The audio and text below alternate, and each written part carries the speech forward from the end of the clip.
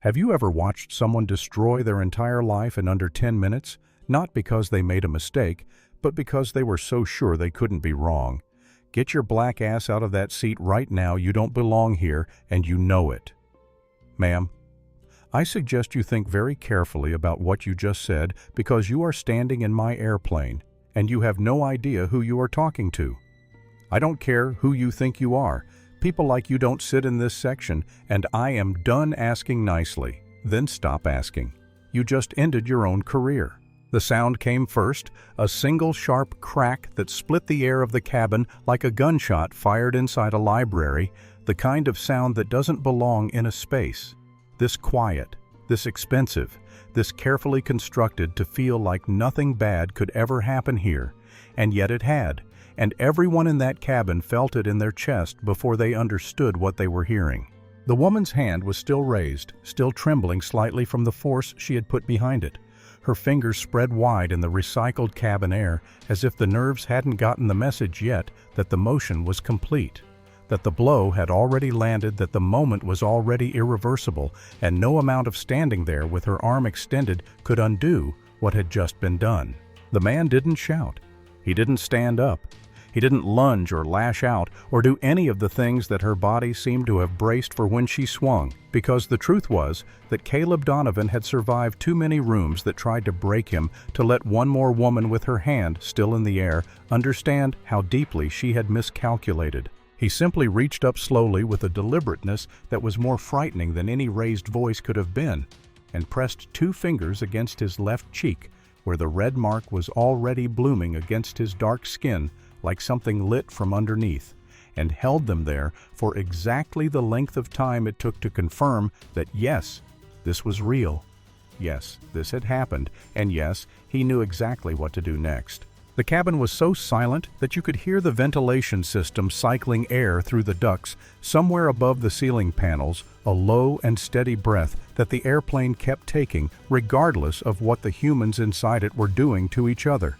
And in that silence, Caleb let his hand drop back to his lap and looked at her with the kind of calm that doesn't come from indifference but from absolute certainty. He said quietly, without heat or drama or any of the emotion she had clearly expected to provoke out of him, "Everything you've said and everything you've done since you walked onto this aircraft, the slap, the threat, and the lie you're about to tell security, it's all been recorded." He reached into his hoodie pocket with 2 fingers, slowly, deliberately, and placed his phone face up on the armrest beside his tablet, the recording app already running the red timer, already reading 14 minutes and 32 seconds, because Caleb Donovan had pressed record the moment she first marched down that aisle toward him before a single word had been exchanged, because he had learned a long time ago that in this world proof is not optional.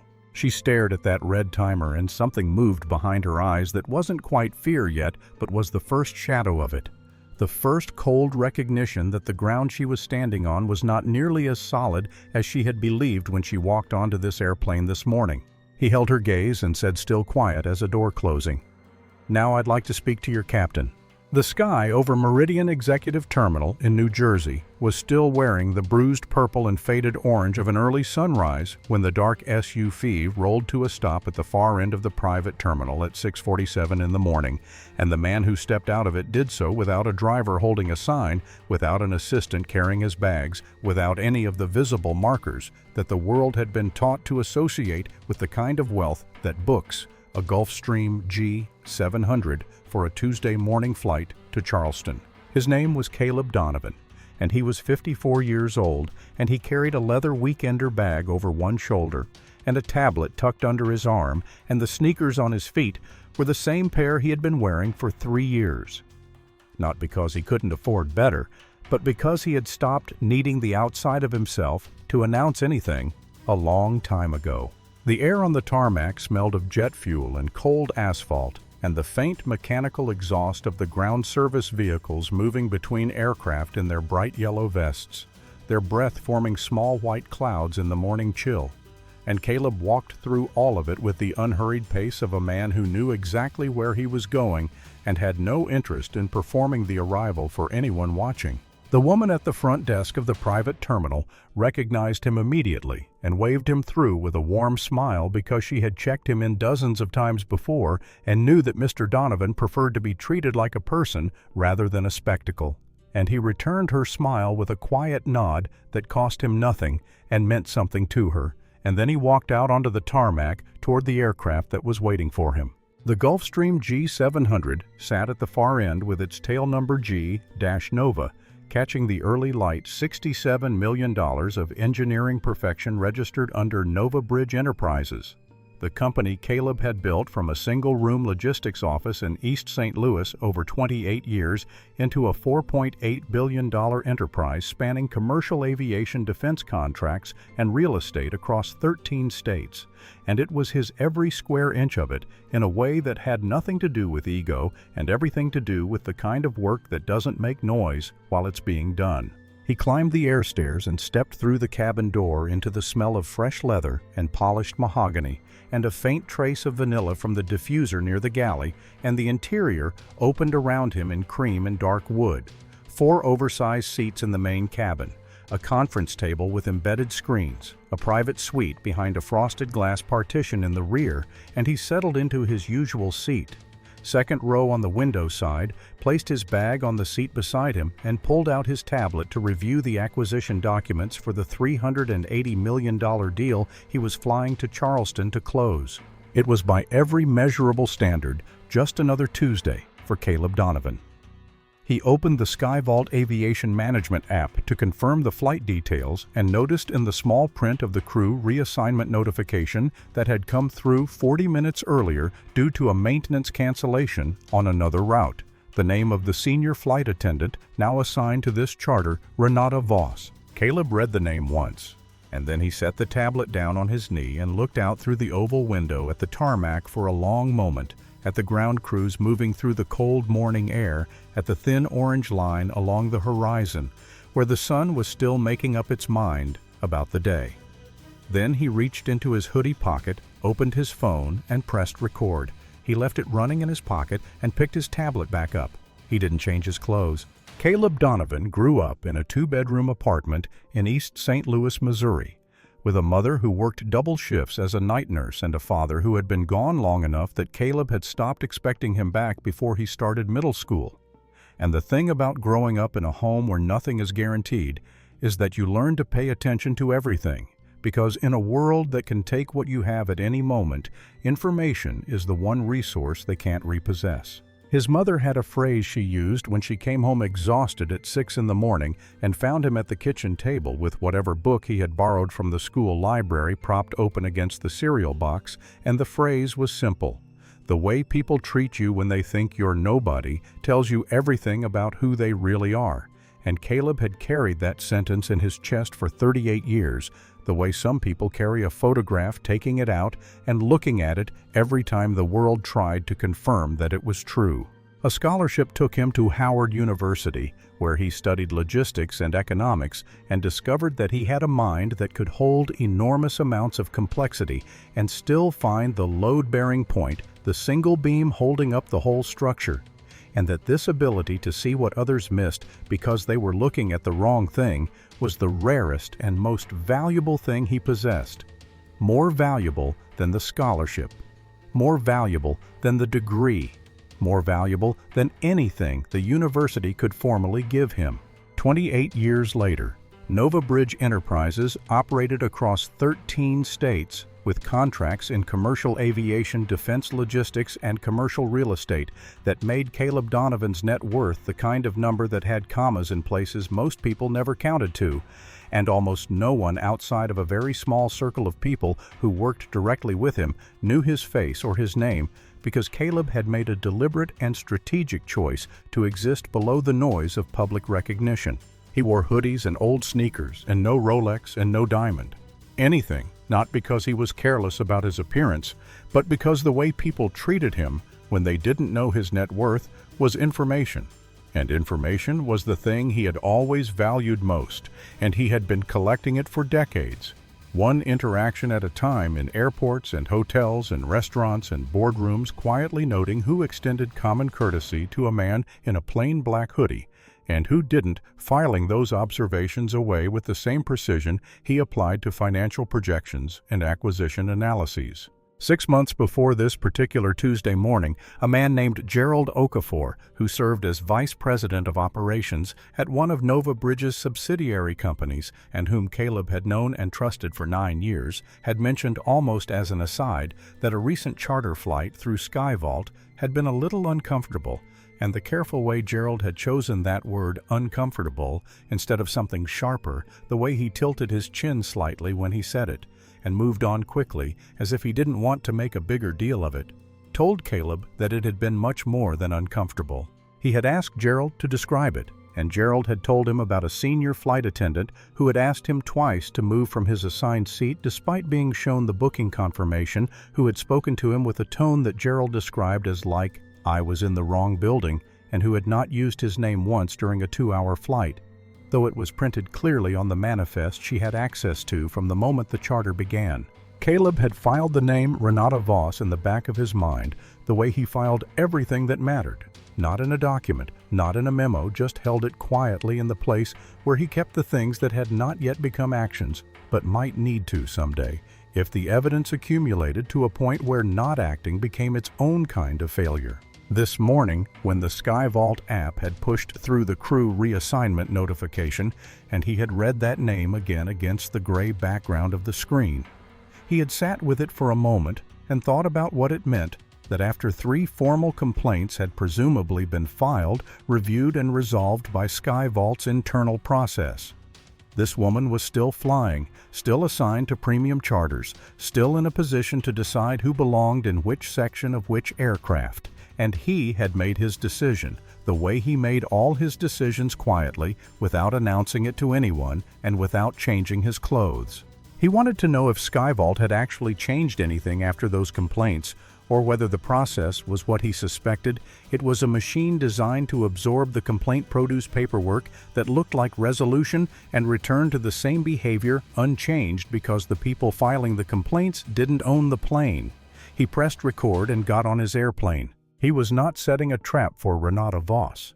He was testing whether the institution that employed her was capable of protecting the people it was supposed to serve, and he was doing it the only way that would produce honest results without warning, without costume wearing exactly what he wore on every other Tuesday, sitting in exactly the seat he always sat in, and recording everything in case the answer turned out to be what he already suspected. Renata Voss had been with Skyvault Aviation Management for 13 years, which in the private charter industry was long enough to have seen the company through 3 ownership changes, 2 rebranding campaigns, and a complete overhaul of the fleet management structure, and she wore that tenure the way some people wear a military rank. Not as evidence of what she had learned, but as proof of her right to occupy the space she occupied, to hold the authority she held, and to apply it as she saw fit. She was 46 years old, with blonde hair pulled back in a tight chignon that never varied, and a pressed navy uniform that she kept immaculate in a way that suggested the immaculate exterior was doing important work on her behalf. And among the flight crews who rotated through Skyvault's charter division, there was a word for her that polite people used in break rooms and crew vans when they thought no one who mattered was listening, and the word was difficult, and everyone who used it understood that the word was a container for something much uglier that they were choosing not to say directly. In the 2 years before this particular Tuesday morning, 3 formal complaints had been filed with Skyvault's Human Resources Department about interactions with Renata Voss, and all 3 complaints had come from passengers who were Black or Latino, and all 3 had been received, reviewed, documented, and closed with no disciplinary action and no interview of any of the witnesses who had been present during the incidents described.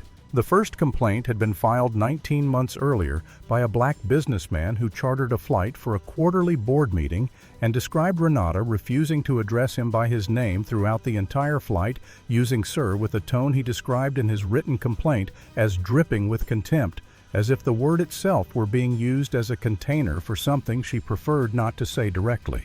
The second complaint had come 13 months before this morning from a Latino family of 4, who had paid for premium seating on a charter flight and been stopped at the entrance to the premium section by Renata, who had asked them to re-verify their seating assignment while allowing other passengers boarding at the same time to proceed to their seats without any such request.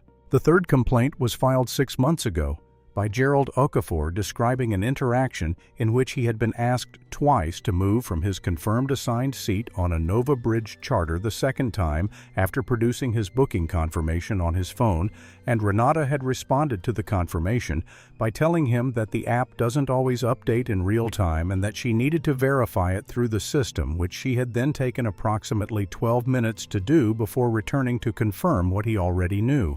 All 3 complaints had been reviewed and closed by the same person, Howard Finch, a middle manager in SkyVault's Crew Operations Division, who had written the same 6 words in the resolution notes of all 3 files.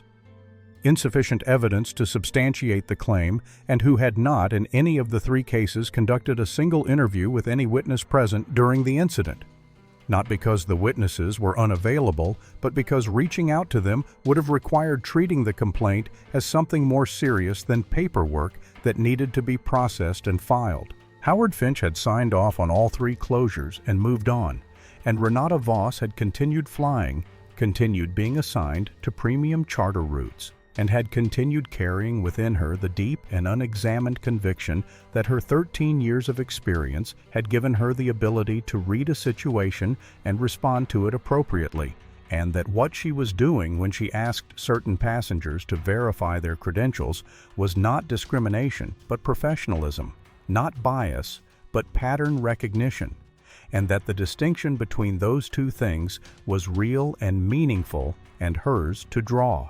This morning, Renata had been reassigned at the last minute from a route that was canceled due to a maintenance issue, and she had arrived at the Meridian Executive Terminal rushed and 15 minutes behind the schedule she preferred, and she had not reviewed the flight manifest before boarding, which was a direct violation of SkyVault's standard operating procedure requiring all crew members to review the client profile before boarding any charter aircraft.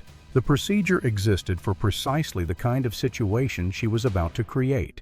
She boarded the Gulfstream G700, walked through the galley, stepped into the main cabin, and saw a black man in a plain hoodie sitting in the owner's suite.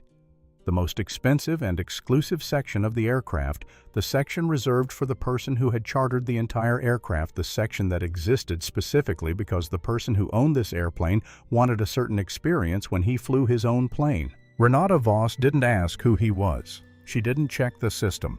She didn't radio the front desk or review the manifest that was available on the cabin tablet 3 feet from where she was standing. She looked at him, and she had already decided, and the decision had nothing to do with the manifest and everything to do with the picture she had already assembled in her mind of who belonged in that seat and what that person was supposed to look like. She started walking toward him. Elaine Foster was 27 years old and had been with SkyVault for 7 months, which was long enough to have absorbed the architecture of the crew hierarchy and understood exactly where she stood within it, which was at the bottom, and long enough to have heard the stories about Renata Voss that circulated in break rooms and crew transport vans in the careful, lowered voices of people who understood that there was a cost to saying certain things too loudly in certain company.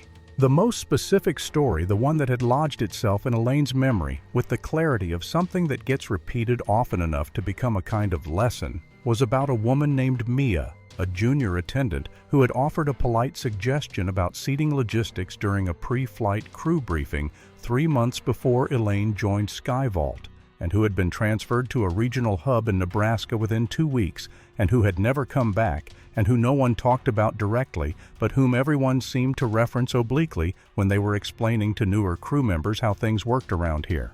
Elaine had grown up in a small town in Ohio, the daughter of a school teacher and an electrician, and she had been raised with a fairly simple moral architecture that said you told the truth when you saw something happen, and you didn't look away from things that were wrong, just because looking away was easier.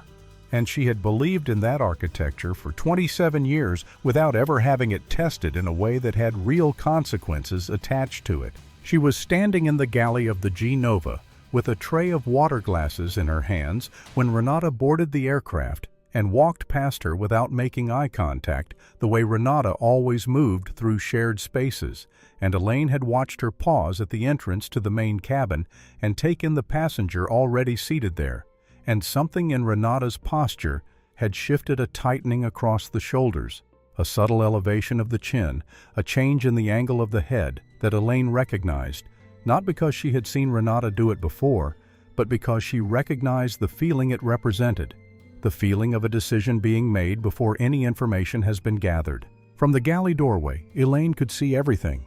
She saw Renata approach the man without greeting him, without smiling, without any of the standard opening gestures that were part of Skyvault's customer service protocol.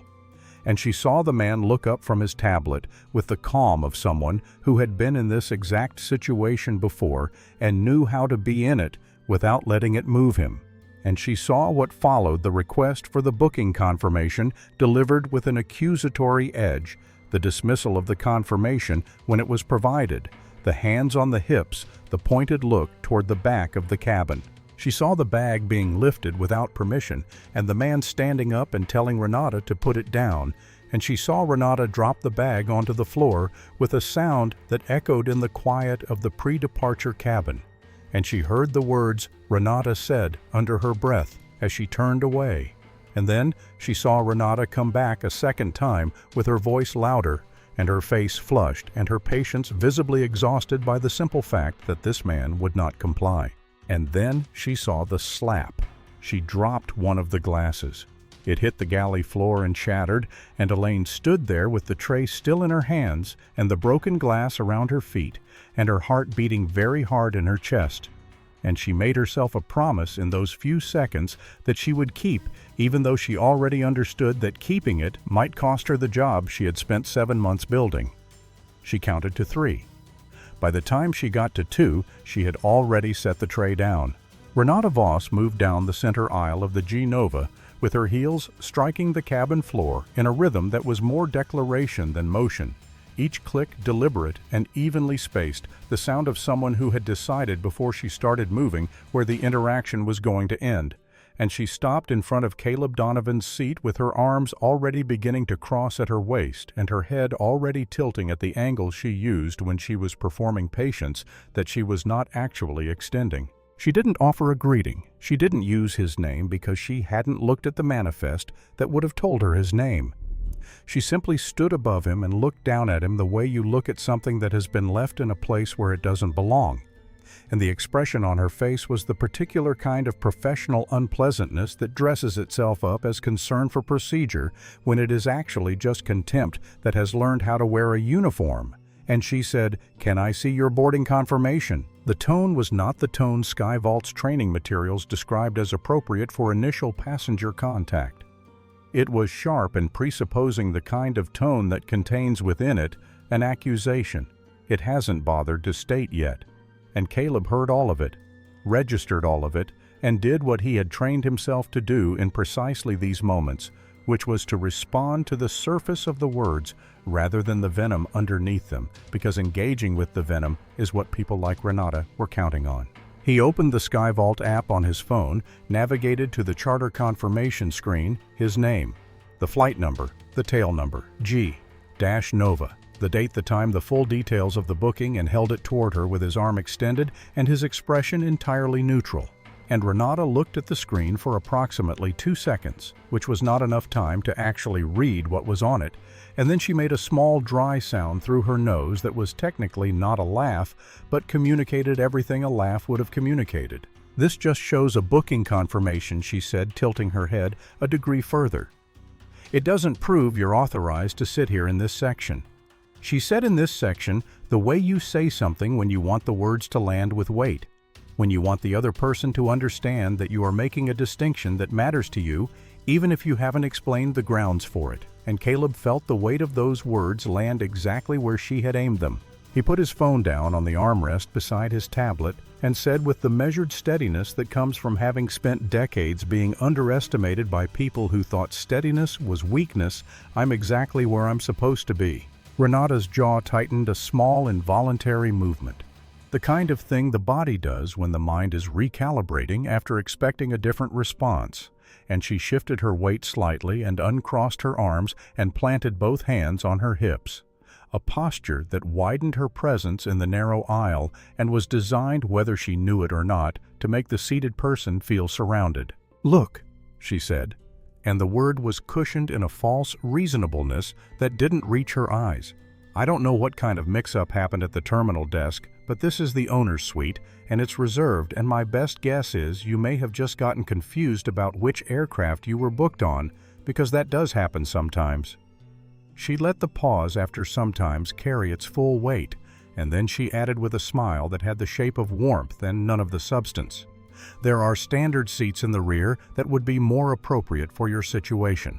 The phrase "more appropriate for your situation" was not in any Sky Vault training manual as an acceptable way to speak to a passenger. Caleb didn't respond to it.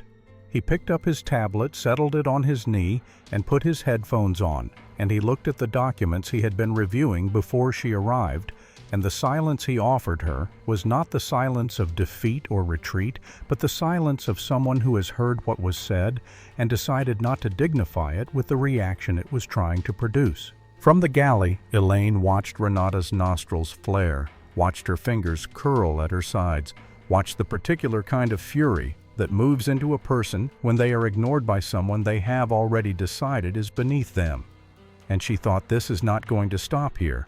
Renata turned on her heel and walked 3 steps to where Caleb's leather weekender bag was sitting on the seat beside him, and she picked it up with both hands.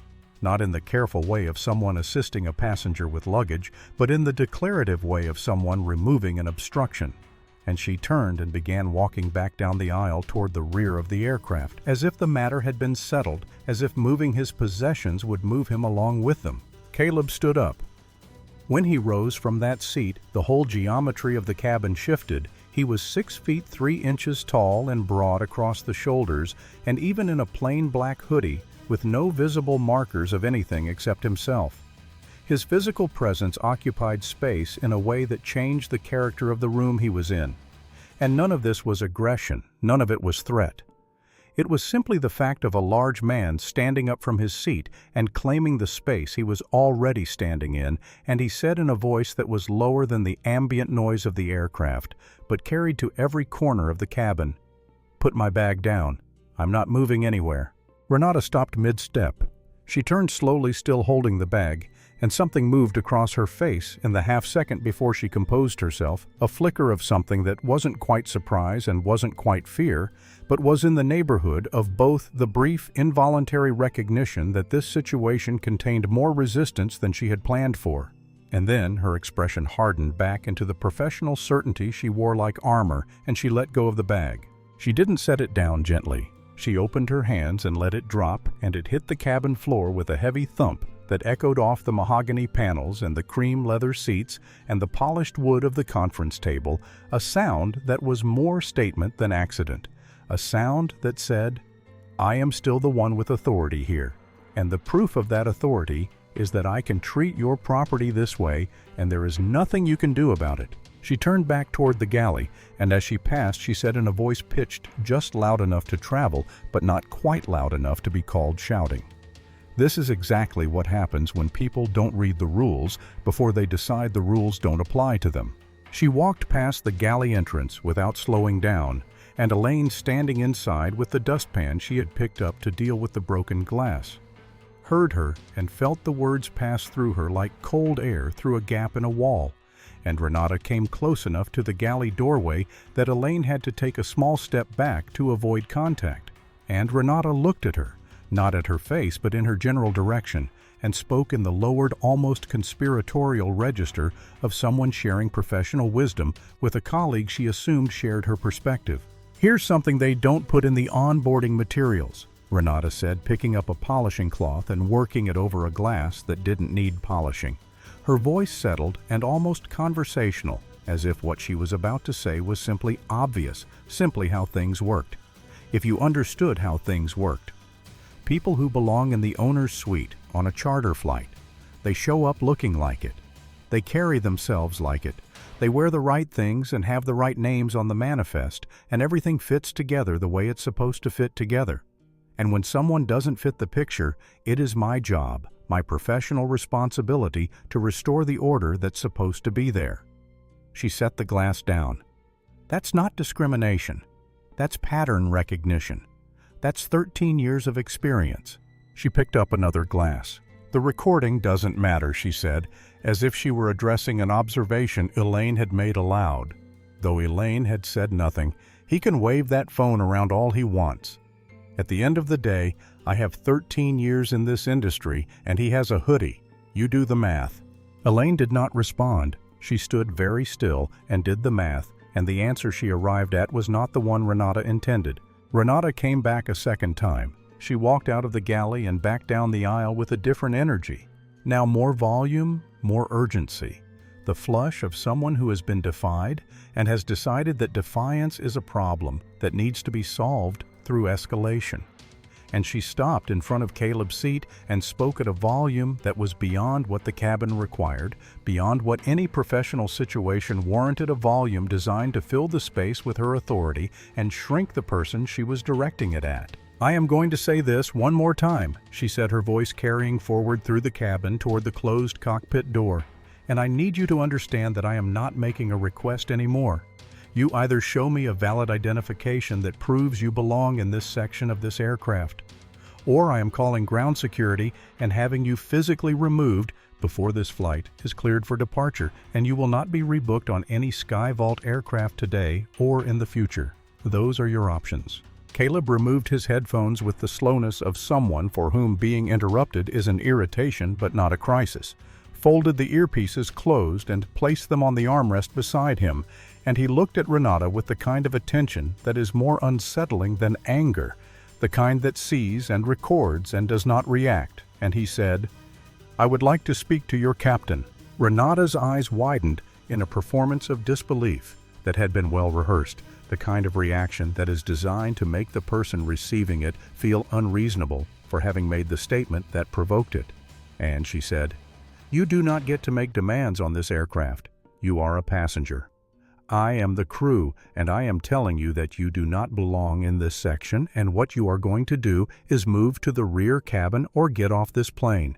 And she pointed toward the back of the aircraft in case the direction needed clarification, and then she added in a tone that had shifted from anger into something colder and more deliberate, "Move or I make the call." Caleb looked at her steadily and said 4 words, "Do what you need to." Something in Renata broke loose at that. It was not a dramatic breaking. It didn't announce itself with raised volume or visible distress. It was the quiet internal snap of a person who has built an entire professional identity around the expectation that people in certain situations will comply, and who has now encountered for longer than she can tolerate a person in exactly the situation she has decided requires compliance, who is simply not going to give it to her. And the thing that broke loose was the rational part of her judgment that might have otherwise stopped her from doing what she did next. She reached across the armrest toward his headphones with a quick snatching motion, the gesture of someone confiscating something from a child who has been holding on to it for too long. And Caleb pulled back from the reach, not a lunge, not a push, a reflex.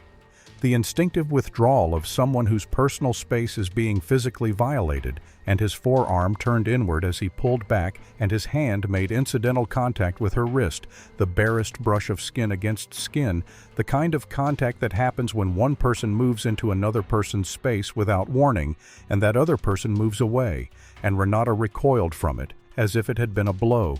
She stumbled back a half step, her eyes going wide and theatrical, her mouth falling open, and in the fraction of a second before she swung, Caleb saw everything click into place behind her eyes, the decision, the justification, the story she was already telling herself about what had just happened and what it now required of her. And then she swung. The open palm of her right hand traveled through approximately 18 inches of cabin air before it connected with the left side of Caleb Donovan's face, and the sound it made was a single clean crack that was completely inconsistent with the soft acoustic environment of the aircraft's interior. the kind of sound that human bodies remember before the brain has finished processing it, and Elaine in the galley went completely still, and the glass she had been holding slipped from her fingers and hit the floor and broke into 3 pieces with a sound that seemed very far away compared to the sound that had preceded it. Caleb's head turned from the force of the blow, and a red mark began rising on his cheek immediately, something that looked lit from underneath, urgent and indelible. He sat absolutely still for 5 seconds. Renata stood there breathing hard, her chest rising and falling, her hand still extended from the follow-through of the motion, and then she pointed her finger directly at his face and said in a voice that had shifted into the controlled, rehearsed register of someone who has already moved on to the next phase of the plan, "Don't you ever put your hands on me? I saw exactly what you did, and I have every right to defend myself. And when security gets here, I am telling them precisely what happened on this aircraft and precisely what you did." She smoothed her uniform. She straightened her hair. She turned toward the intercom panel near the galley with the calm of someone who has already won. Caleb said nothing for what felt like a very long time, but was probably 7 seconds, and in those 7 seconds, the only sound in the cabin was the low, continuous breath of the ventilation system and the distant click of Renata's heels as she crossed to the intercom panel, and Caleb sat with the 5 fingers of his right hand pressed gently against his left cheek, not in distress, but in the deliberate manner of someone taking a careful inventory of what has just occurred. Then he reached into the pocket of his hoodie with 2 fingers slowly, purposefully, with a composure that was more unnerving in that moment than any raised voice or physical response could have been. And he withdrew his phone and placed it face up on the armrest beside him. Screen already lit, and the recording app was running, and the red digital timer in the top corner of the screen read 14 minutes and 41 seconds, and it kept counting 42, 43, 44. He had pressed record the moment he saw her walking toward him from the galley entrance before she had spoken a single word, because Caleb Donovan was a man who understood at a cellular and deeply practical level that in any situation where his word might be set against the word of someone who looked different from him, proof was not a courtesy or a precaution, it was survival, and he had been practicing that form of survival for a very long time. He set the phone down and tapped the screen once unhurried. "Everything you've said since you walked onto this aircraft," he said in a voice so quiet that Renata had to stop moving to hear it clearly. "Everything you've done, the way you came for my bag, the way you spoke to me, the slap and the story you're about to tell, security, it's all right here, and it's been right here since the beginning." He looked at the screen and then at her. Audio and video. The timer continued counting. Renata stared at the phone on the armrest for what felt like a long time, but was probably 3 seconds, the red light pulsing with the soft regularity of a heartbeat. And in those 3 seconds, something moved through her expression.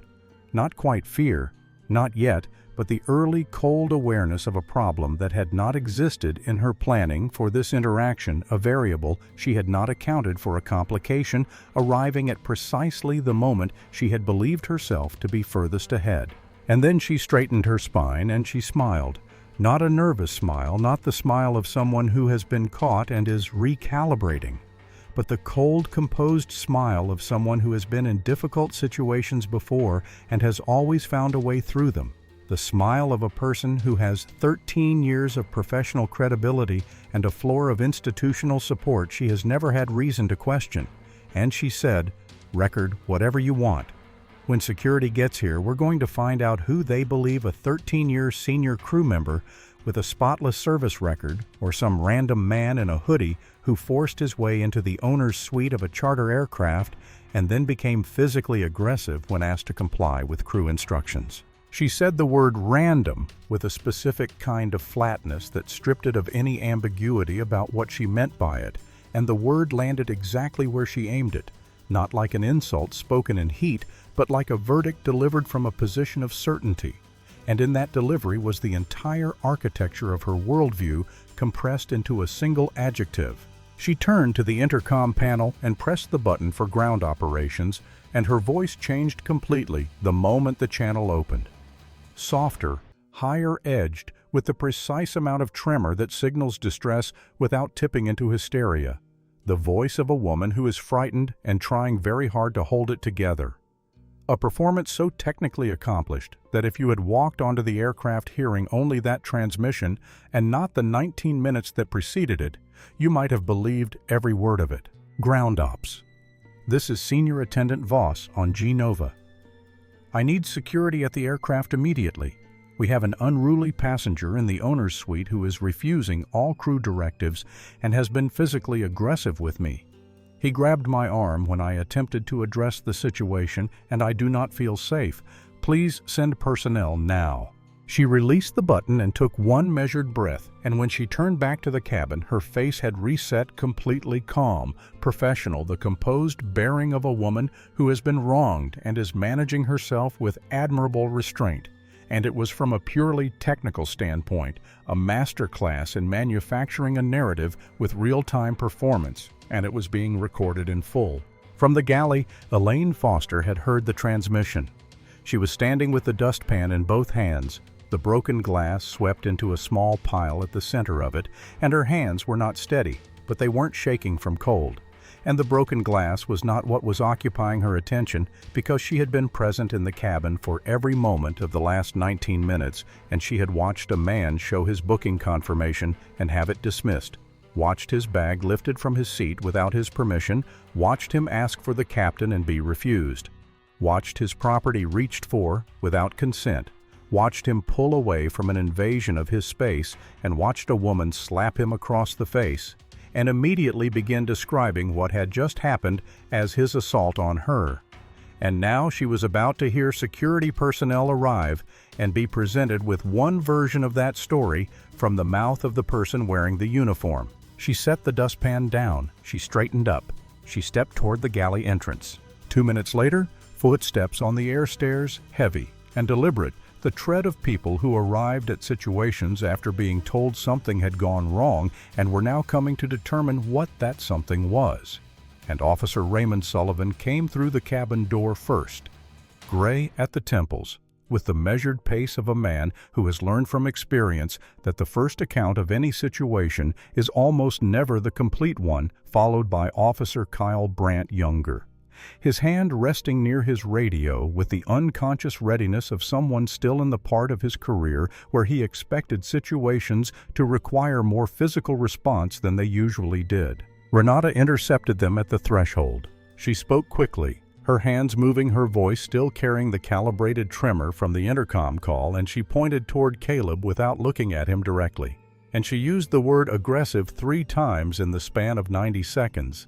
And she described the moment of contact, the brush of Caleb's wrist against hers when she reached for his headphones and he pulled back as a grab, a deliberate and threatening grab, and she asked them to remove him from the aircraft immediately, and to note for the record that she had done everything within her authority to de-escalate before the situation became physical. Sullivan nodded slowly and walked past her down the aisle toward Caleb, who was sitting exactly as he had been sitting for the last 20 minutes in his seat tablet on his knee phone, running on the armrest, completely still. And Sullivan asked for his identification in the practice-neutral register of someone withholding judgment, and Caleb opened his wallet and handed over his driver's license. No sudden movements, no resistance, with the ease of someone doing something completely ordinary.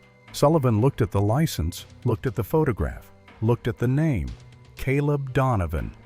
Something shifted behind Sullivan's eyes, not visible in his expression, but present in the half-second longer he spent looking at the name than the photograph required.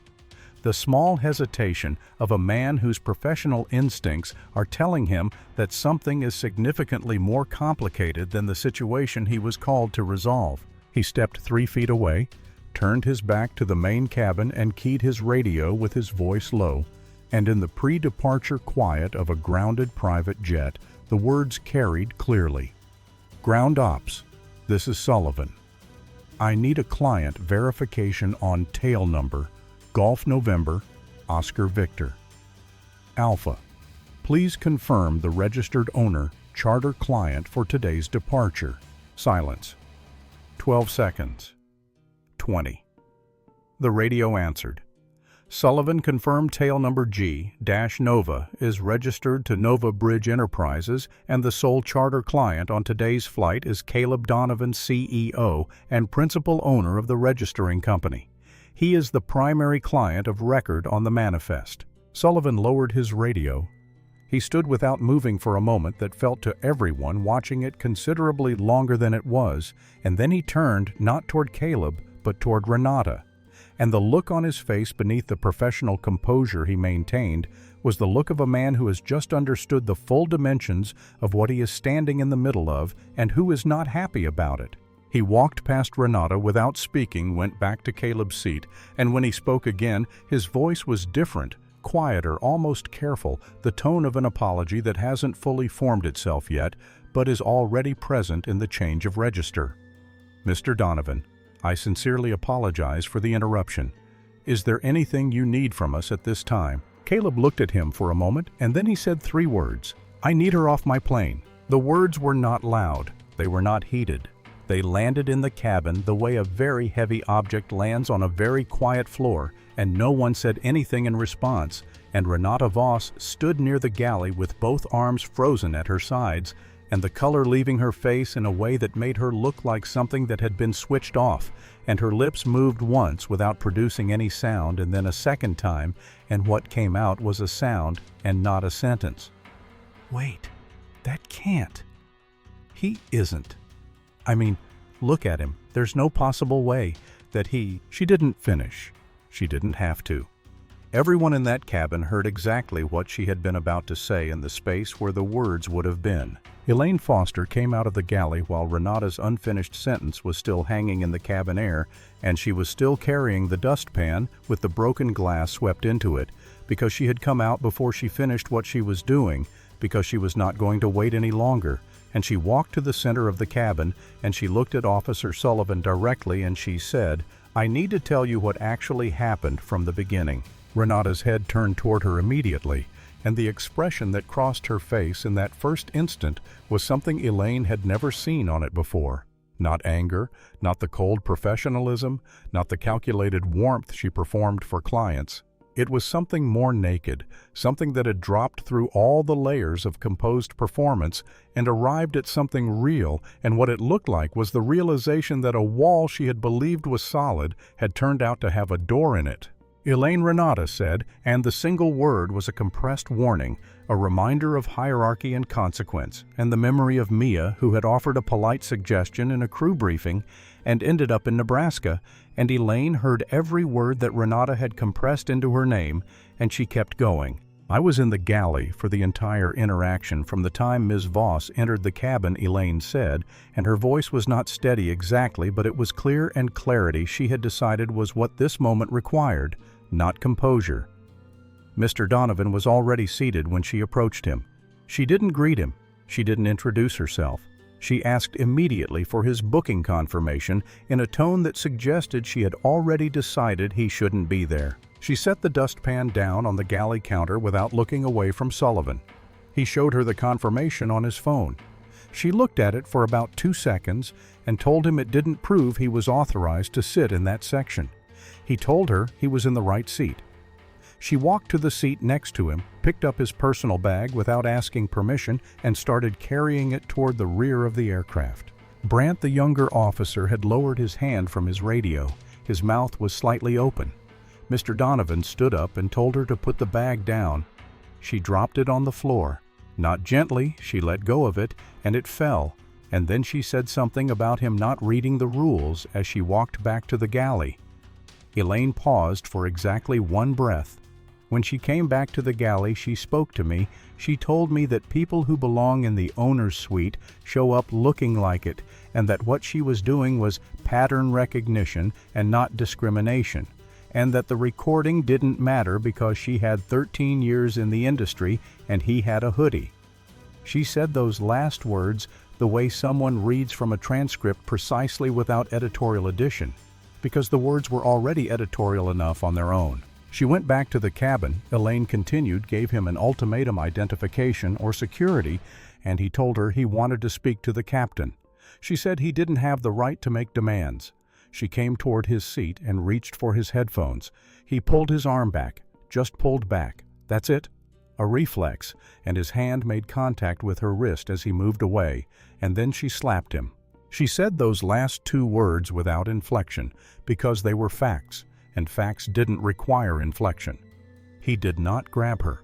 He did not threaten her. He did not raise his voice during the entire interaction. The only person in this cabin who put hands on anyone was Ms. Voss. Renata took one step toward Elaine, and the step was enough to bring her into the peripheral space between the galley and the main cabin, and when she spoke, her voice was low in the way of something that has been compressed very tightly and is working hard not to release all at once. You've been here 7 months. 7 months. You don't have the first idea how this industry works or what it takes to maintain order on a charter aircraft, and when this is over, when you've had time to think about what you just did to someone who has been your senior crew member and has been more than fair to you. I promise you that you are going to understand exactly what 7 months means when you are standing in front of people who have to decide whether or not to believe you over someone with 13 years of, "That's enough." Sullivan's voice filled the cabin without volume, the way authority fills a space when it's been properly earned, and it was the cleanest silence Elaine had heard since she came out of the galley, and Renata stopped talking, and Brant took his hand away from his belt entirely and let it hang at his side. Sullivan looked at Renata for a moment in the way of someone who has just added a significant amount of information to a calculation that is still running, and then the cockpit door opened. Captain Denise Archer stepped into the cabin with her headset around her neck and her face arranged in the particular tightness of a professional who has been monitoring a radio channel for the last 4 minutes and has arrived at conclusions she would have preferred not to reach, and she took approximately 30 seconds to take in the room. Sullivan's position Renata near the galley entrance, Elaine standing with the dustpan still beside her, and Caleb seated in his row with the red mark on his cheek visible from across the cabin, and the conclusions that had been forming in those 30 seconds settled into something final. She looked at Elaine. Elaine gave a single nod. Captain Archer looked at Sullivan, who confirmed what she already knew with the smallest movement of his head. She looked at Caleb. Really looked the way people look when they are taking responsibility for something that happened in their domain, and whatever she saw when she looked at the mark on his face did something to the set of her jaw that wasn't visible as emotion but was absolutely present as decision. And then she turned to Renata, and her voice was the voice of someone who has been in command of aircraft for 18 years and has never found it necessary to raise it to make clear that something is not a discussion. Ms. Voss. Captain Archer said you are relieved of duty on this flight effective immediately. Please collect your personal belongings. You have 60 seconds to deplane. Renata opened her mouth, and Captain Archer waited with the patience of someone who has no intention of changing her position regardless of what comes out, and what came out was Captain. If you would just allow me to explain the sequence of events from the crew perspective, because I believe there has been a significant mischaracterization of what actually occurred, and I have 13 years of... That was not a request, Captain Archer said, and the 5 words had the finality of a door being closed on the outside of a room you are no longer going to be let back into. 60 seconds, starting now. The seconds that followed had a specific suffocating weight to them. Renata stood in the aisle between the galley and the main cabin, and her eyes moved around the room with the frantic efficiency of a person trying to find purchase on a surface that has become entirely smooth to Sullivan, who held his position near the front seats and gave her nothing. To Brant, who was looking at the floor with the studied blankness of someone who has understood he is in the middle of something he wants no further proximity to. To Elaine, who was standing exactly where she had been standing, not triumphant, not anxious, just present and resolved. And finally, after a hesitation that lasted several of those 60 seconds, to Caleb Donovan. Caleb was not looking at her. He had returned his attention to his tablet, and the screen was lit with the acquisition documents he had been reviewing when she first walked onto this aircraft, and his posture was the same posture it had been for the last 25 minutes.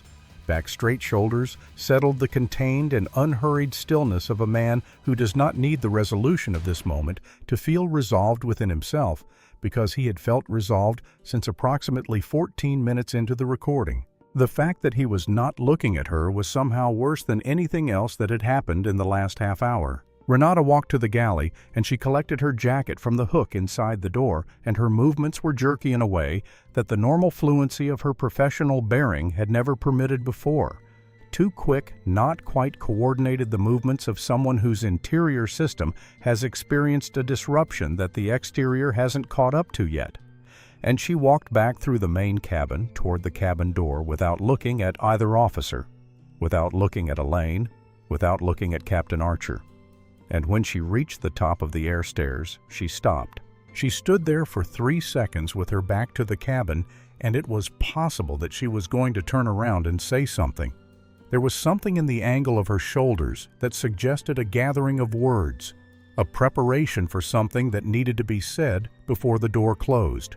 Whether that something was an accusation or a defense, or possibly at some level beneath the pride and the certainty and the 13 years of professional identity, an attempt at explanation that had nowhere to go because it was already too late for any of those things. She didn't turn around.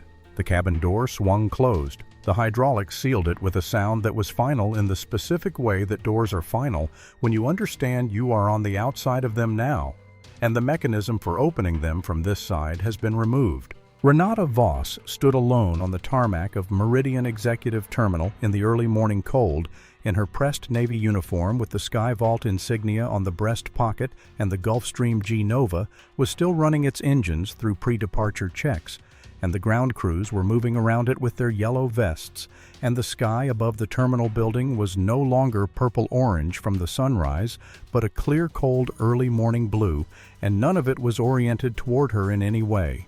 And the uniform that had felt like authority for 13 years felt standing here on the outside of the aircraft like a costume that had been returned to the wrong person. Inside the cabin, Captain Archer walked toward Caleb's seat and stopped beside it. And when she spoke, her voice had moved into a register that was still professional, but carried within it something that was close to personal. The tone of someone who is not just fulfilling a procedural obligation, but feels the weight of what the procedural obligation is responding to. "Mr. Donovan," she said, "I apologize for what occurred on this aircraft. It should not have happened, and it did not represent anything about how the crew of this flight intends to conduct itself for the remainder of the journey. Is there anything you require?" Caleb looked up from his tablet, and when he looked at Captain Archer, there was something in his expression that was not warmth exactly, but was the recognition of a person dealing honestly with a situation they didn't create. And he said, "Thank you, Captain. I appreciate that." She nodded and returned to the cockpit, and Sullivan and Brandt collected their things and deplaned, and the air stairs retracted, and the morning moved forward with the indifference that mornings have, and the G-Nova began its pre-departure sequence. And Elaine came out of the galley with a cup of coffee and set it on the armrest table beside Caleb with hands that were still not entirely steady. And Caleb noticed the unsteadiness, and he said, looking at her directly for the first time since the morning had changed shape around them both, "What you did required real courage, Elaine." She nodded, and her eyes went bright for a moment before she got them back under control, and she returned to the galley before anything else could happen on her face that she hadn't invited. The Gulfstream G Nova lifted off the tarmac of Meridian Executive Terminal at 7:24 in the morning, and the wheels retracted into the fuselage with a sound that Caleb had heard hundreds of times and which still felt every time like a closing parenthesis. The moment when the ground with everything attached to it became theoretical, and the aircraft became its own world, self-contained and forward-moving. Through the oval window, the clouds below were the color of new cotton, flat and still, and beyond the clouds, the sky was the specific deep blue that only exists above a certain altitude, the kind of blue that doesn't appear in paint chips or photographs, but is immediately and completely itself. When you see it for the first time each flight, and Caleb looked at it for a long moment before he picked up his phone. The recording app read 19 minutes and 8 seconds. He stopped it, saved the file under a name that contained the date and the tail number and nothing else, and sat for a moment with the phone in his hand and the coffee going cold on the armrest table beside him. And then he made the first of 2 calls that would, before the morning was over, set in motion. consequences that Renata Voss had not considered possible when she smiled at the red timer on his phone and called him random. Derek Okafor answers on the second ring. 16 years of partnership had calibrated him to the frequency of Caleb's calls the way some people are calibrated to their children's voices. And he heard something in the silence before Caleb spoke that told him to be completely present for whatever was coming. "Something happened this morning," Caleb said, and he told him everything, the name on the reassignment notification the night before, the decision not to change his clothes, the interaction from the first word to the last, the recording, the slap, the fabricated security call, and the 3 words he had said to Sullivan that had ended with Renata Voss standing alone on the tarmac. Derek was quiet through all of it, with the focused stillness of someone who is listening and simultaneously building. And when Caleb finished, Derek said, "You've walked away from situations like this more times than I can count. I know. Don't walk away from this one. I wasn't planning to." What followed was not a monologue from Derek, but a conversation between 2 people who had been working together long enough to speak in shorthand when it mattered. And the shorthand covered 4 moves that Derek was going to make before the aircraft's wheels touched the tarmac in Charleston. A formal assault complaint filed with the Meridian Airport Police, with the recording attached as evidence. A demand letter to SkyVault's legal department requiring written response within 48 hours. A formal request for a full review of Renata Voss's employment history, prior complaints, and disciplinary record. And a notification to SkyVault that Nova Bridge Enterprises was placing its charter management contract, $14 million annually, the company's largest single-client relationship, under formal review pending the investigation. "The letters go out before you land," Derek said. "Good," Caleb said, and ended the call. He sat for a moment in the quiet of the cabin, at altitude, the coffee still untouched beside him, and then he called his wife. Vivian Donovan was 51 years old and had co-founded a luxury fashion brand that had been featured in every publication worth being featured in, and she was the kind of woman who walked into rooms and the rooms understood immediately that the architecture of power within them had shifted. And she was also the person who knew Caleb better than anyone alive, which meant she heard what he wasn't saying as clearly as what he was. He told her what had happened, in the same order he had told Derek, and Vivian listened without interruption. Which was not her default. She was a woman who engaged with information in real time, who processed by speaking, and the silence she maintained through his account told him that she was giving it the specific contained attention it deserved. When he finished, she was quiet for exactly 6 seconds, and he counted them, because he had been counting Vivian's silences for 23 years and knew what different lengths meant.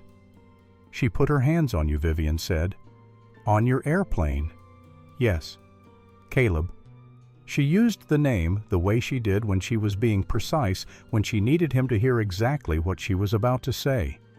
"You've kept yourself private your whole life because the privacy protects you. I understand that. I've always understood that, but I need you to think about something." She paused. How many people has she done this to who didn't have a recording, who didn't own the aircraft, who didn't have Derek's number in their phone? What happened to their complaints? He looked out the oval window at the clouds below, white and flat and indifferent. "Call Sandra," he said. "I've already picked up the phone," Vivian said.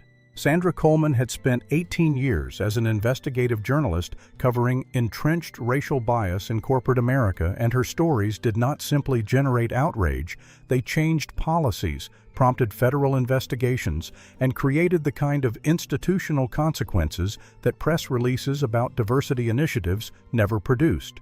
And within an hour of Vivian's call, Derek had sent Sandra the full recording with Caleb's written consent, and Sandra had confirmed receipt and begun making the calls that a journalist with 18 years of verified sources makes when the story arrives already pre-documented.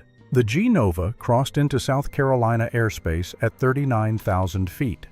In the galley, Elaine Foster poured herself a glass of water and drank it slowly, both hands on the glass, and outside the oval windows, the blue was absolute and total and completely unaware of everything happening on the other side of it.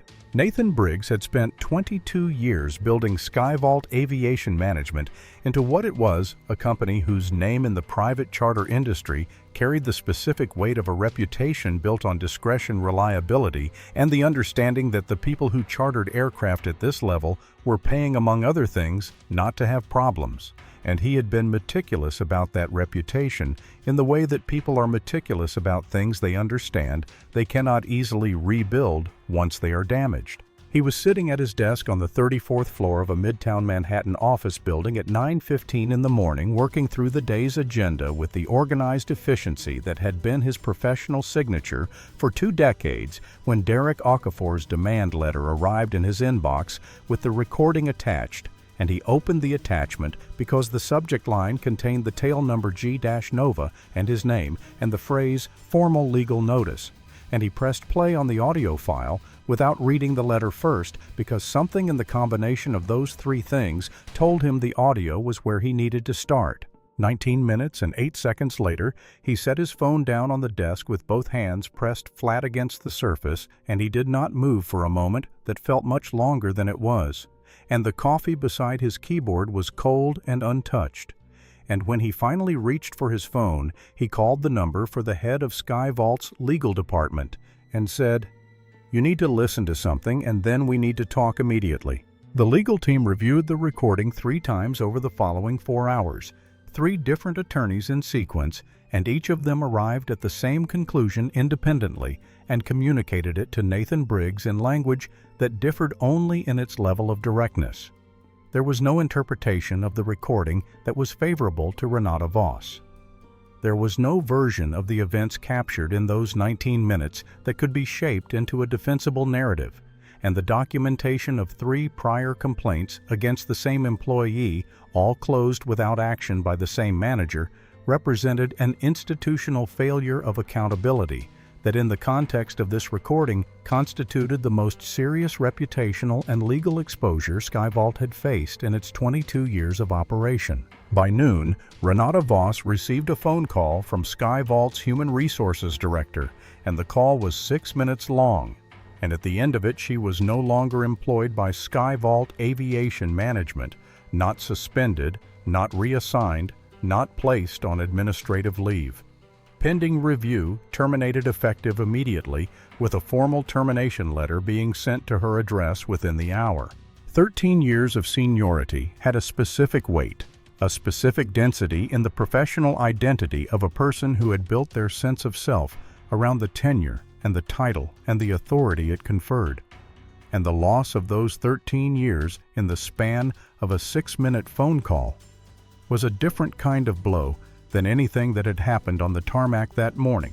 Not a crack across the face, but a slow, total restructuring of the ground beneath a person's feet, the removal of the thing you had organized your sense of yourself around, and there was no reflex for that, no muscle memory for standing up after something that fundamental. Howard Finch was placed on administrative leave the same afternoon, pending a review of his handling of the 3 prior complaints which the legal team had pulled from the HR database and which told a story read in sequence of a manager who had received 3 documented reports of discriminatory treatment, conducted no witness interviews in any of the 3 cases, and signed off on each closure with the same 6 words: insufficient evidence to substantiate the claim in a process that bore no resemblance to any investigation, and every resemblance to a filing mechanism designed to make problems disappear rather than resolve them. Howard Finch would never return to his desk. Renata was still wearing her pressed Navy uniform when the call ended, because she had gone home from the tarmac and sat on her couch without taking it off, as if the act of removing the uniform would make the morning real in a way she wasn't ready for it to be real.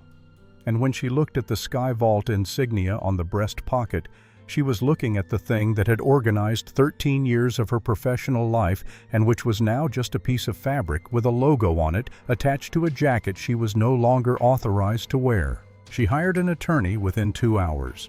The attorney filed a wrongful termination claim within 48 hours of that, built around the argument that the termination was premature, that the recording had been made without consent, that the physical contact had been initiated by the passenger, and that Renata's response had been a reasonable defensive reaction to a situation in which she had genuinely felt threatened. The attorney released a statement to the press, calling the termination retaliatory and legally unsound. Nobody who had heard the recording found the argument persuasive, including, eventually, the attorney himself. Nathan Briggs received Derek Okafor's response to SkyVault's first settlement offer, $500,000 lifetime complimentary charter services. A formal written apology on company letterhead 3 days after it was sent, and the response was 3 sentences. Mr. Donovan has no interest in SkyVault's money. He is not for sale, and neither is his dignity. Instead, Caleb had sent through Derek a list of 3 things he was actually asking for. The first, a public acknowledgement from SkyVault that a deep-rooted failure in its complaint handling process had allowed a pattern of discriminatory treatment to continue for years without accountability or correction.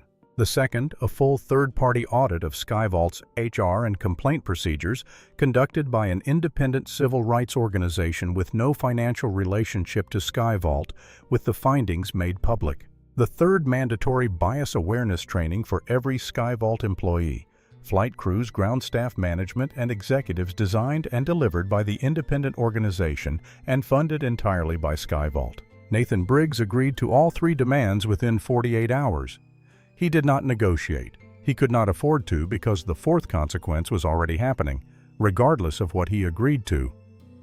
Nova Bridge Enterprises had formally terminated its charter management contract with SkyVault Aviation Management, and the termination letter Derek sent was 1 page long and ended with a sentence that Nathan Briggs read twice and then set face down on his desk. Nova Bridge Enterprises does not maintain business relationships with organizations that tolerate racial discrimination against their principal. $14 million a year gone. The entire Nova Bridge fleet moved to a competitor within a week. SkyVault stock dropped 8% in a single trading session, and financial analysts who covered the aviation sector called it a self-inflicted wound, and the trade publications that covered private charter aviation ran the story on their front pages, and in an office in Midtown Manhattan, Nathan Briggs sat looking at a screen that showed a company he had built over 22 years and understood for the first time exactly how much of what he was looking at had been built on a foundation he had never actually inspected. Sandra Coleman's story ran on a Tuesday morning at 6 o'clock Eastern Time, and the headline landed in the digital news environment of that Tuesday morning the way something lands when it has been built with enough structural integrity to survive the fall, not a splash, but an impact with mass and depth and consequence. Slapped on his own jet. Inside the incident that exposed a culture of unchecked racial bias at SkyVault Aviation. Sandra had spent 4 days verifying everything before a word of it went to her editor, the recording the flight manifest with Caleb's name as sole charter client, the security logs from Meridian Executive Terminal documenting Sullivan's arrival and radio transmissions, the 3 prior complaints and their identical insufficient evidence closures, the employment history of Howard Finch, the cabin documentation from Captain Archer confirming that Renata had not reviewed the flight manifest before boarding, which was itself a violation of SkyVault's operating procedure regardless of everything else that followed. She had interviewed Elaine Foster on the record. Elaine had agreed immediately without hesitation with the same directness she had brought to the cabin of the G Nova when she walked out of the galley and kept walking. And she had obtained SkyVault's internal HR documents through a source inside the company who had been watching the 3 prior complaints be closed without action and had been waiting with the patient anger of someone who knows something is wrong and doesn't yet have a channel for it for exactly this kind of moment. She had contacted Renata Voss for comment and received no response. The story included carefully selected audio segments from the recording with Caleb's written consent, not the full 19 minutes, but the moments that told the story with the cleanest precision. Renata's first approach and the tone of the initial demand for confirmation. The sound of Caleb's leather bag dropping onto the cabin floor. The crack of the slap. And the silence that came after it, the 5 seconds of absolute cabin quiet, in which the only sound was the ventilation system and in which the entire moral weight of what had just occurred was fully present without anyone having to describe it. That silence was what people could not stop sharing. It went to places Sandra's writing couldn't have reached on its own, the compressed, specific quiet of a room where something irrevocable has just happened, and the person who caused it hasn't understood yet that it's irrevocable, and it communicated something about the experience of being Caleb Donovan in that moment that no amount of prose description could approximate, and people who heard it responded to it the way people respond to things that are precisely uncomfortably true. Within 12 hours of publication, the audio clips embedded in Sandra's article had been played 6 million times. Within 24 hours, 11 million. By the end of the second day, the number had crossed 14 million, and the upward movement had not slowed, and the story had crossed from digital news into cable television segments and morning show discussions and podcast breakdowns and the kind of social media penetration that happens when something touches a nerve that was already sensitive, because this story was not for the people sharing it. Primarily about a billionaire and a flight attendant. It was about the recording and what the recording confirmed, and the question that the recording made it impossible to avoid, which was how many times did this happen to people who didn't have a recording, and what happened to those stories. 3 weeks after the article ran, the county district attorney's office filed formal criminal charges against Renata Vos on 2 counts. Count 1, simple assault based on the recorded evidence of the slap as corroborated by Elaine Foster's sworn statement and Officer Sullivan's incident report. Count 2, filing a false report based on the intercom transmission in which Renata told ground security that Caleb had grabbed her arm and become physically aggressive, statements directly contradicted by the video recording and by every witness present in the aircraft at the time. Renata's attorney attempted to negotiate reduced charges, no custodial sentence, community service only, and the district attorney holding a case built on a recording that documented every element of both charges, with the kind of clarity that made alternative interpretations structurally impossible, declined to offer favorable terms. The trial lasted 3 days. It could have lasted 3 hours. The prosecution presented the full recording to the jury, unedited, uncut 19 minutes and 8 seconds of audio and video projected on a screen in a silent courtroom, and the jury watched Renata approach. Caleb watched her dismiss his confirmation, watched her lift his bag, watched her reach for his headphones, watched him pull back, watched her swing, and watched the 5 seconds of silence that followed. They also heard from that recording Renata's words to Elaine in the galley, the explanation of pattern recognition, the assertion that the recording didn't matter, the calculation she had made about 13 years of credibility versus a man in a hoodie. And those words delivered in Renata's own voice in the tone of a colleague sharing professional wisdom were in the opinion of everyone who heard them the most damning element of the entire case, because they were not words spoken in anger or in the heat of a confrontation. They were words spoken in the settled, explanatory register of someone describing a position they had held for a long time and did not consider unusual. Elaine Foster took the stand on the second day and gave her testimony in the same order she had given it to Officer Sullivan, beginning to end, no hesitation, no wavering. And when the defense attempted to suggest on cross-examination that she might have misremembered the sequence of events given the speed at which things had unfolded, Elaine looked at the defense attorney with the calm of someone who has had 2 months to think about what she saw and is entirely at peace with her account of it, and she said that she did not believe she had misremembered anything. And then Renata took the stand. Her attorney had prepared her carefully express appropriate contrition, acknowledged that the situation escalated in ways that were unfortunate. Focus on the communication breakdown rather than the intent.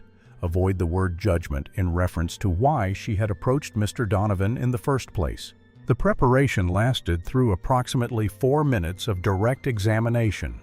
The prosecution asked one question on cross that undid everything.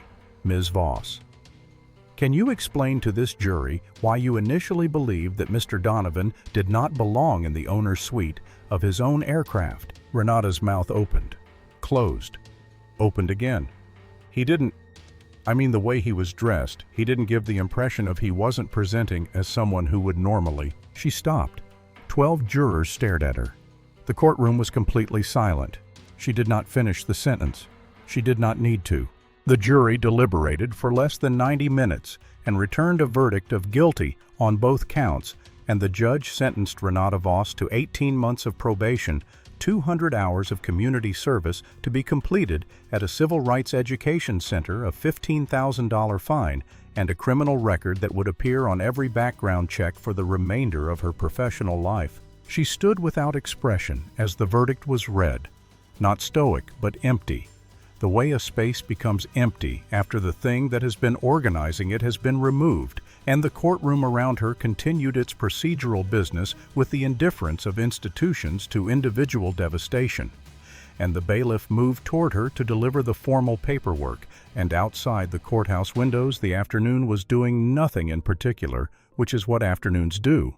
The third-party audit of SkyVault's internal HR procedures and complaint handling processes was completed 8 weeks after the incident and released publicly in full because one of Caleb's 3 conditions had specified that the findings be made available to the public and not managed through SkyVault's communications department, and the findings, read from beginning to end by anyone who had time to do so, told a story about an institution that had not built its complaint process to resolve problems, but to absorb them, to give them the form of resolution without the substance of it, to produce documentation that looked like accountability while functioning as its opposite. The audit found evidence of a long-established pattern of ignored or minimized complaints from passengers and clients of color across multiple routes and crew assignments handled through a process that consistently failed to interview witnesses, consistently applied a standard of insufficient evidence that would have been insufficient to support any actual investigation, and was administered almost entirely by a small number of middle managers, of whom Howard Finch was the most prominent example, who had been granted effective discretion to determine how seriously any given complaint needed to be taken, with no oversight mechanism to review those determinations. The audit also found that SkyVault's training materials for flight crew made no direct mention of racial bias or discriminatory treatment as specific categories of conduct subject to disciplinary review, a gap that meant that the behavior the 3 prior complaints had described existed in a space where the institution had not formally said it was wrong, which created the conditions in which a person like Renata Voss could carry a philosophy of pattern recognition through 13 years of service without anyone in a position of authority ever telling her directly that what she was describing was discrimination. 3 additional SkyVault employees were terminated based on the audit's specific findings about conduct in prior incidents. Howard Finch was formally terminated with cause, and his severance, which he had expected to receive, was revoked on the basis of the documented failure to conduct any meaningful investigation across 3 separate complaints he had been specifically assigned to review. Nathan Briggs, who had watched his company's stock lose 8% in a day and fail to fully recover in the 4 months that followed, and who had received notices from 2 additional major clients formally reducing their charter volume with SkyVault, pending a review of the company's practices, resigned as CEO 14 months after the incident, citing personal reasons in a 3-paragraph letter to the board that nobody who read it believed was really about personal reasons. The charter management company that had absorbed Nova Bridge Enterprises' entire business reviewed its own complaint handling procedures within 60 days of taking on the account, not because anyone told them to, but because the existence of the audit report made the question of whether their own processes were adequate one they needed to be able to answer, and they commissioned their own independent review, and they found 3 gaps they hadn't known were there, and they closed them. The termination letter Derek had sent to SkyVault on Caleb's behalf had ended with a sentence that was precise and correct. Nova Bridge Enterprises does not maintain business relationships with organizations that tolerate racial discrimination against their principal.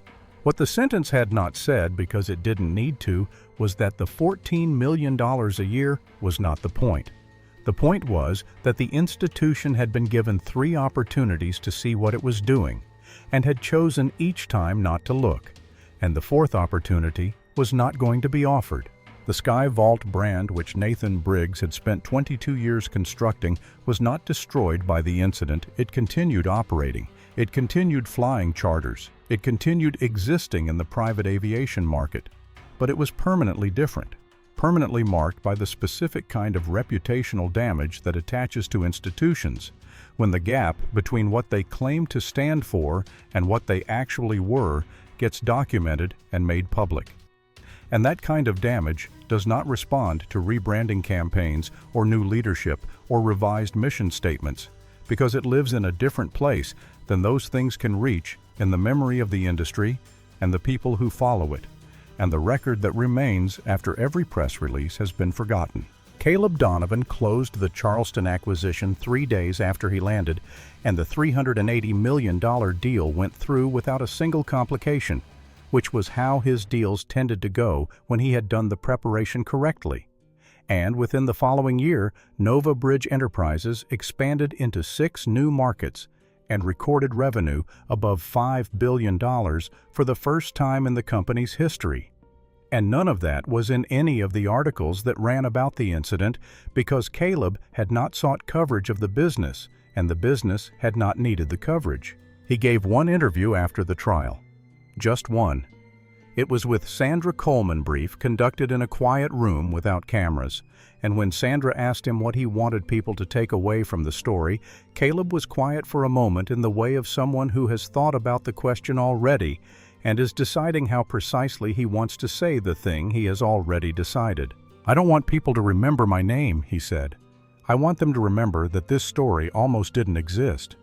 If I hadn't pressed record the moment she walked toward me, this would have been her account against mine, and we both know how that calculation tends to resolve." He set his coffee down. "The most dangerous thing is not a man who looks like he doesn't belong in a room. The most dangerous thing is an institution that has been teaching people to make that judgment for so long that the people making it genuinely don't recognize it as a judgment anymore. They call it experience. They call it pattern recognition. They call it maintaining standards." He picked the coffee back up. "I recognized it. I've been recognizing it my whole life. And I made sure this time it was on the record." The Donovan Equity Fund was established 3 months after the trial, funded with $10 million of Caleb's own money, and its mission was specific to provide free legal representation to individuals who experienced racial discrimination in service and hospitality. Industries, airlines, hotels, restaurants, retail, with a particular focus on people who didn't have a recording and didn't own the aircraft and didn't have a lawyer's number already in their phone. The people for whom the word insufficient in a complaint closure was the end of the story rather than the beginning of one. In its first year, the fund took on 87 cases. 14 resulted in settlements. 4 went to trial. All 4 won. A national airline revised its entire bias reporting protocol after one of the fund's cases revealed structural gaps identical to those documented in the SkyVault audit, and 2 major hotel chains reached out to the fund for consulting partnerships, and 3 universities incorporated materials from the fund's casework into hospitality and aviation management curricula. And none of these outcomes were the result of press releases or advocacy campaigns. They were the result of the cases themselves, documented and pursued and resolved, adding to a body of evidence that the institutions in question found it increasingly difficult to sit across from and call insufficient. Caleb still flies private. He still wears hoodies and worn sneakers and no Rolex and no entourage, and when he walks through terminals, he is still to anyone who doesn't know his name, nobody in particular, and that is still intentional. And his phone is still always in his pocket and always ready to record, because the world that made recording necessary has not stopped being that world, and survival for him has never stopped requiring proof. Elaine Foster did not return to SkyVault. She accepted a position as senior flight attendant with the charter company that absorbed Nova Bridge's business, a title that would have taken her 5 more years to reach at SkyVault on the same day the offer was made, without needing to think about it, because the thinking had already been done in a galley on the morning of the incident, when she set down her dustpan and walked toward the cabin, and any subsequent decision that pointed in the same direction required considerably less deliberation. In an interview with an aviation industry publication, she was asked why she had spoken up when she knew what it might cost her. "Because I watched it happen," she said, and staying silent would have made me part of it. And I knew that, and I couldn't unknow it. She paused. People talk about silence like it's neutral, like not choosing is the same as not doing something. But silence is a choice. That morning I decided it wasn't going to be mine anymore. Renata Voss completed her probation and her 200 hours of community service and fulfilled every requirement her sentence imposed, and none of it reopened the doors that had closed. She applied to 4 airlines and was declined by all 4. She applied to 3 hospitality companies and received the same answer.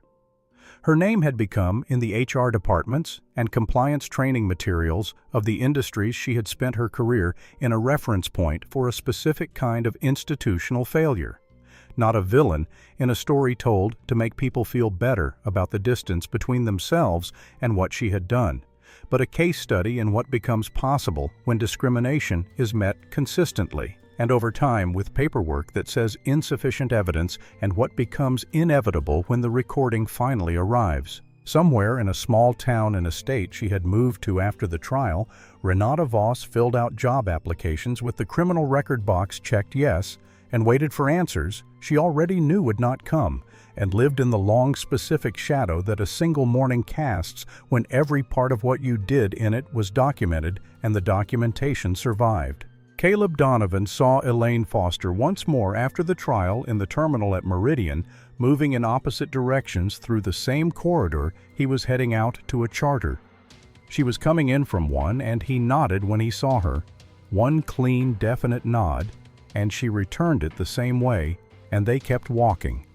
Sometimes the most important things don't require more than that. If this story moved you, if you believe that no one should have to own the airplane to be treated with basic dignity, hit that like button and subscribe to our channel, because we bring you stories like this one.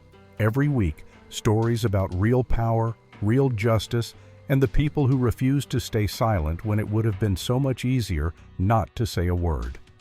And drop us a comment below. If you had been in Caleb's seat that morning, would you have pressed record before she even opened her mouth? Let us know. We read every single one.